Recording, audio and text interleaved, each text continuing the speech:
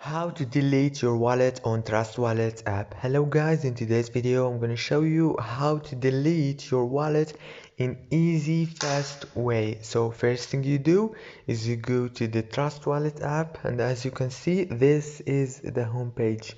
Now if you want to delete your wallet, you have to go here down below to settings and then go to the first option here, and here is your wallet. Now if you want to delete it, you have to swipe like this and click delete, and if you don't have this option you can just click on those three dots here and then choose this icon here in the top corner.